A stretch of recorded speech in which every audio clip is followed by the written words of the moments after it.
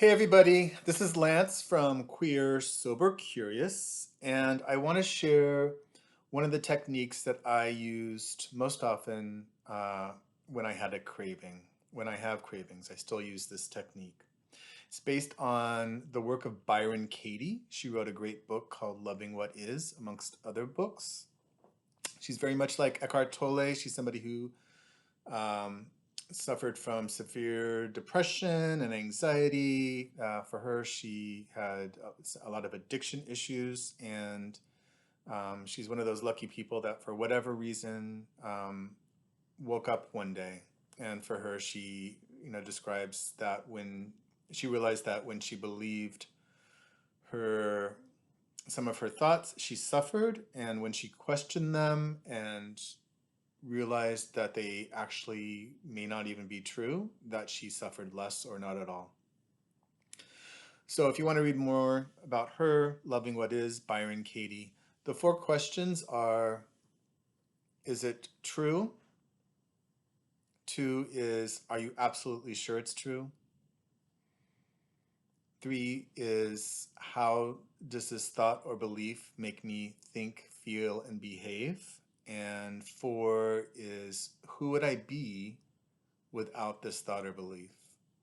So I'm going to run through it. If you're having a craving right now, maybe you can do it with me, or afterwards you can run through this.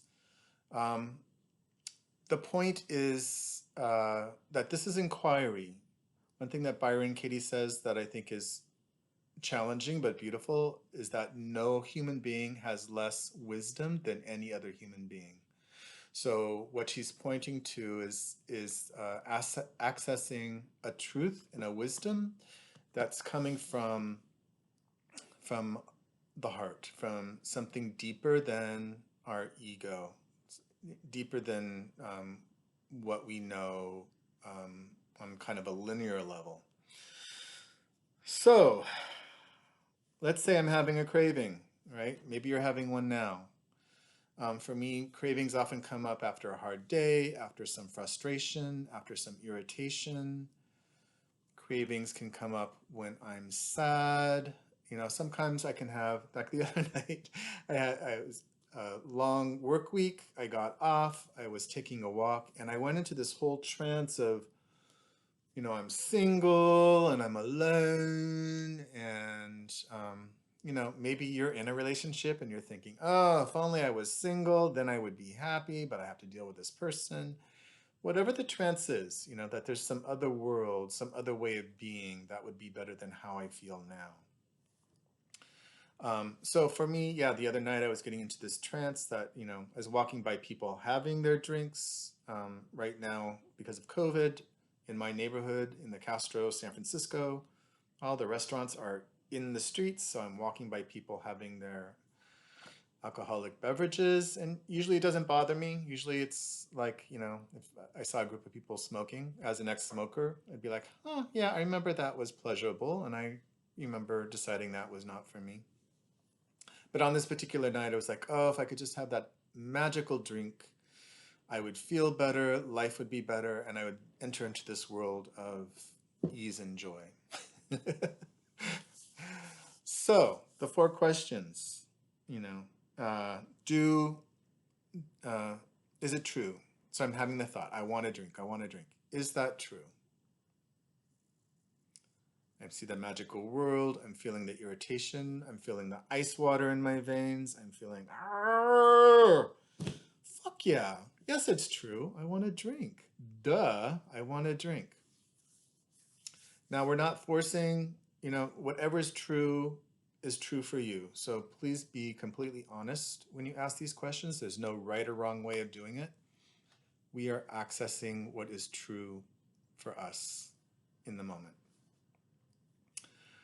But this is also inquiry. So it's a little bit of a meditative process. So you do want to be able to get still. Um, is it absolutely true that I want to drink? Now it might be, right? Maybe that's as far as I can get. But maybe I'm going to start to play it forward. Oh, one drink, I'll feel better. And then I know what happens. After 20, 30 minutes, I'm going to feel worse. Then I'm going to want another drink. Is it really true? Oh, yeah. Alcohol is a class 1A carcinogen. I don't want cancer. I try to live a pretty healthy lifestyle. Is it true I want to drink? Oh, yeah. I haven't had a drink in almost a year now. God, that would suck, to have a drink and wake up tomorrow. And I know it's going to happen. One drink's going to lead to two drinks, is going to lead to three drinks, most likely. Maybe not, but highly likely. I'm going to wake up at 3 o'clock in the morning feeling even more anxious and than I feel now. Fuck the alcohol industry that has manipulated my mind and all our cultural thoughts and beliefs. That alcohol is this elixir of life that you can't be happy without it. Fuck that. Do I want alcohol? Okay, so for me, I'm like, oh, that's not true. It's okay if you still feel if you're not there. Is it true? Are you absolutely sure it's true? Third question. How does that thought or belief make you think, feel, and behave? Makes me fucking feel like I'm crazy. I want to drink. I don't want to drink. Right? Oh, that's fun. Oh, there's some magical world that if I had alcohol, I could go into this better world and I could be with all those people in the streets that are drinking and I'd be part of humanity again. Right? So I'm starting to uncover all the lies, all these veils, all this stuff. Um, and even if you said, I want to drink the first time, and yes, I still want to drink, you can still see what's happening. You can see the cognitive dissonance, you can see the craziness. Um, and it's important to do all these steps. Don't skip a step, do them all because the process is peeling away layers. You're opening up to what's true for you. Fourth question. Who would I be if I couldn't even think this thought? Who would I be without this thought? Now, for me, ponder that. Who would I be if alcohol wasn't even on the menu? Right? Just ponder that. See yourself. I could be somebody who would deal with my feelings the way a wonderful adult parent would deal with a child, or like maybe the way I deal with my pets when they're sick. I don't force them to change. I don't tell them to change. I nurture them. I hold them. Um, I'm compassionate. I'm kind. I'm like, sweetie, what's going on? I had a fucked up day and I can't believe what so and so said. And I don't have a boyfriend. And if I had a boyfriend right now, everything would be great. And, whatever your trance is, whatever your, I could be happy then or when. But if I couldn't think that, oh, then the whole world opens up to me, right? Then what would make me feel better? Well, walk, walks are great. Exercise, maybe putting on some Zumba tapes and jumping around and getting some endorphins. Maybe calling a friend and saying, oh, you know what my boss said today? Um, Reading a book. I love to read books. Oh yeah, I can get on my couch, turn on a light, get some kombucha, and read a book. How exciting. Could make some art. I could put on some queer comedy on YouTube. I've been doing that a lot lately. Suddenly my whole world opens up to me and I get excited about it. I get excited about my choices and my freedom and my life. And fucking alcohol isn't the answer. And um, and that's exciting and it's beautiful. And then there is a fifth question. The fifth question is well, it's called a turnaround. So, and you do it in steps. So the exact opposite. Maybe that's true for you. I want a drink. I don't want a drink. Maybe I've gotten there.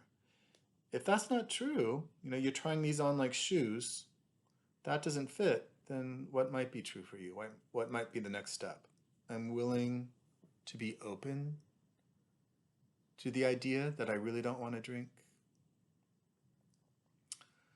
So whatever issue you're dealing with, you can do ladders, you can do baby steps. But it's got to be true for you. We're trying to find out what's honest and true for us. And then, and this is really fun, the sixth part is checking out and saying, I look forward to having more triggers. Or maybe not going there, but saying I am willing. And in my process, I've even started to say, hey, wine witch, come, bring it, Let's hang out together. And just being willing and open, right? Because what we push away, what we want to run away from, tends to get bigger and more powerful. But what we move towards tends to shrink. And I was a wine drinker, so I often think of my wine witch being the Wicked Witch of the West, and I am Dorothy, and I'm sprinkling water on the bitch, like, come see me, right? And I'm sprinkling water with these 4 questions. I hope that's helpful for you. Is it true? Number 1, are you absolutely sure it's true? How does this thought or belief make you think, feel, and behave? Check it out. Who would you be without this thought or belief?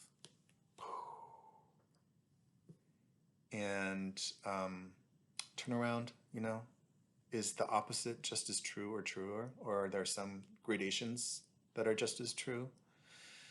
And I'm willing to go through this. I'm willing, and maybe even I look forward to it. Like I said, bring it on, witch. I find this exciting. When we do this process of inquiry, we're moving towards truth, and truth is on our side. This is not positive affirmations.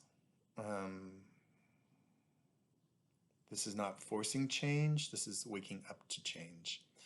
I am a certified naked mind coach, and Annie Grace used Byron Katie's steps, and she calls them the ACT technique.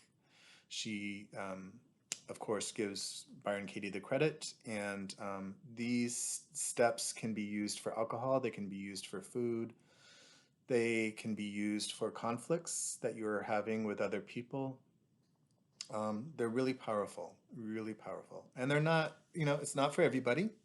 But I hope this is helpful, and I'll be making videos of other techniques, but I will say that this has been the most powerful and most helpful one for me. Sometimes I do it in the shower, sometimes I do it when I'm on a walk.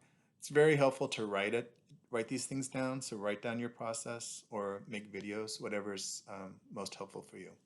So I hope that is helpful. Please like and share and all that. Please put in comments. I would love to hear if this is helpful for you. And if you have anything that you want me to talk about, I would love to hear that, because I want to make videos around what is most helpful for you. All right, take care. Thanks.